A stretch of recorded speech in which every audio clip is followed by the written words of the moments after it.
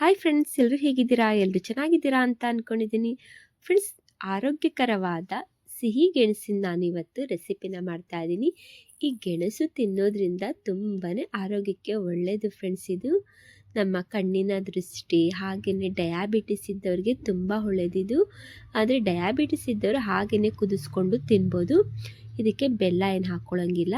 ಹಾಗೆಯೇ ಕುದಿಸ್ಕೊಂಡು ತಿಂದರೆ ಆರೋಗ್ಯಕ್ಕೂ ತುಂಬ ಒಳ್ಳೆಯದೇ. ಕಣ್ಣಿನ ದೃಷ್ಟಿಗೆ ತುಂಬ ಒಳ್ಳೆಯದು. ಹಲವಾರು ಪ್ರಯೋಜನಗಳಿವೆ ಇದು ಗೆಣಸು ನಾವು ಕುದಿಸ್ಕೊಂಡು ತಿಂದರೆ.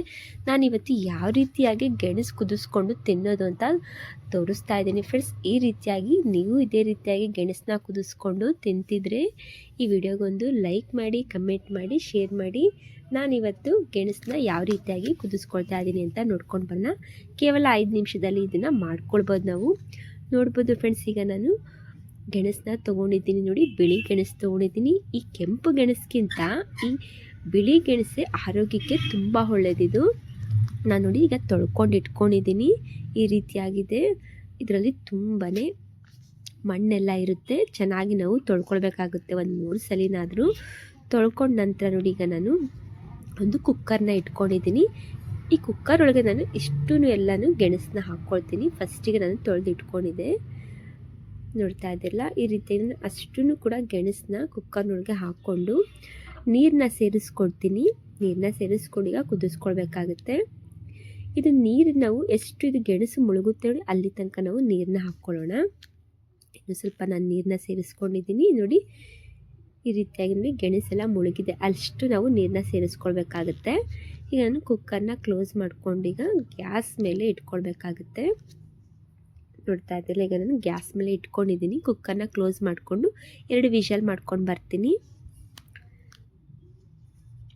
ನೋಡಿ ಫ್ರೆಂಡ್ಸ್, 2 ವಿಷಲ್ ಮಾಡಿಸ್ಕೊಂಡು ಬಂದಿದೆ ಅಂದರೆ 2 ಕೂಗಿಸ್ಕೊಂಡು ಬಂದಿದ್ದೀನಿ. ನೋಡಿ ಎಷ್ಟು ಬೇಗ ಎಷ್ಟು ಚೆನ್ನಾಗಿ ಬೆಂದಿದೆ ಅಲ್ವಾ. ಈಗ ನಾನು ಒಂದನ್ನಷ್ಟು ನಾನೀಗ ಸಿಪ್ಪೆನೆಲ್ಲ ತೆಗೆದು ತೋರಿಸ್ತೀನಿ. ನೋಡಿ ಎಷ್ಟು ಬೇಗ 2 ವಿಷಲ್ಗೆ ನೋಡಿ ಯಾವ ರೀತಿಯಾಗಿ ಬೆಂದಿದೆ. ನೋಡ್ತಾ ಇದ್ದಲ್ಲ ಎಷ್ಟು ಚೆನ್ನಾಗಿ ಮೇಲ್ಗಡೆ ಸಿಪ್ಪೆ ಎಲ್ಲ ಬರ್ತಾ ಇದೆ ಅಲ್ವಾ.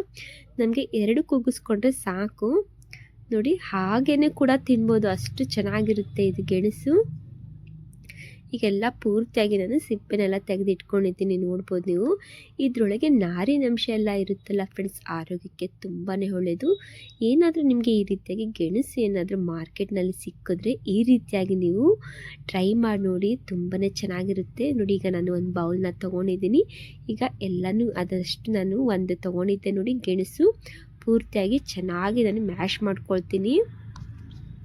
ನೋಡ್ತಾ ಇದ್ದೀರಲ್ಲ, ಈ ರೀತಿಯಾಗಿ ಮಾಡ್ಕೊಂಡ ನಂತರ ಇದು ಪೂರ್ತಿಯಾಗಿ ಮ್ಯಾಶ್ ಆಗಿದೆ. ನಂತರ ಇದಕ್ಕೆ ನಾನು ಒಂದು ಏಲಕ್ಕಿನ ಕುಟ್ಟಿ ಇಟ್ಕೊಂಡಿದ್ದೆ, ಅದನ್ನು ಕೂಡ ಹಾಕ್ಕೊಳ್ತಾ ಇದ್ದೀನಿ. ನಂತರ ನೋಡಿ ನಾನು ಸ್ವಲ್ಪ ಅಂದರೆ ಇದಕ್ಕೆ ಎಷ್ಟು ಹಿಡಿಯುತ್ತೆ ನೋಡಿ ಅಷ್ಟು ನಾನು ಬೆಲ್ಲನ ಪುಡಿ ಮಾಡಿ ಇಟ್ಕೊಂಡಿದ್ದೀನಿ, ಅದನ್ನು ಕೂಡ ಹಾಕ್ಕೊಳ್ತಾ ಇದ್ದೀನಿ. ಈ ಸಕ್ಕರೆಗಿಂತ ಬೆಲ್ಲನೇ ಹಾಕಿದ್ರೆ ತುಂಬಾ ಟೇಸ್ಟಿಯಾಗಿರುತ್ತೆ. ಅದಕ್ಕೋಸ್ಕರ ನಾನು ಬೆಲ್ಲನೇ ಸೇರಿಸ್ಕೊಳ್ತಾ ಇದ್ದೀನಿ. ಕೆಲವರು ಸಕ್ಕರೆನೂ ಕೂಡ ಹಾಕ್ಕೊಳ್ತಾರೆ. ನೀವು ಬೆಲ್ಲ ಹಾಕ್ಕೊಂಡು ತಿಂದು ನೋಡಿ ಎಷ್ಟು ಟೇಸ್ಟಿಯಾಗಿರುತ್ತೆ ಗೊತ್ತಾ. ಈ ರೀತಿಯಾಗಿ ಈಗ ನಾನು ಸ್ವಲ್ಪ ಇದನ್ನು ಬೆಲ್ಲದ ಜೊತೆ ಈಗ ಮಿಕ್ಸ್ ಮಾಡ್ಕೊಳ್ತೀನಿ. ಈ ರೀತಿಯಾಗಿ ಮಿಕ್ಸ್ ಮಾಡ್ಕೊಂಡ ನಂತರ ಇದಕ್ಕೆ ನಾನು ಹಾಲನ್ನ ಸೇರಿಸ್ಕೊಳ್ತೀನಿ. ನೋಡಿ, ಹಾಲು ನಾನು ಬಿಸಿಯಾಗಿ ಕಾಯಿಸಿಟ್ಕೊಂಡಿದ್ದೆ, ಅದನ್ನು ಕೂಡ ಈಗ ಚೆನ್ನಾಗಿ ನಾನು ಮಿಕ್ಸ್ ಮಾಡ್ಕೊಳ್ತೀನಿ. ಈಗ ಒಂದೇ ಸಲಿಗೆ ನಾನು 1 ಗ್ಲಾಸ್ ಹಾಲನ್ನ ನಾನು ಸೇರಿಸ್ಕೊಂಡಿಲ್ಲ.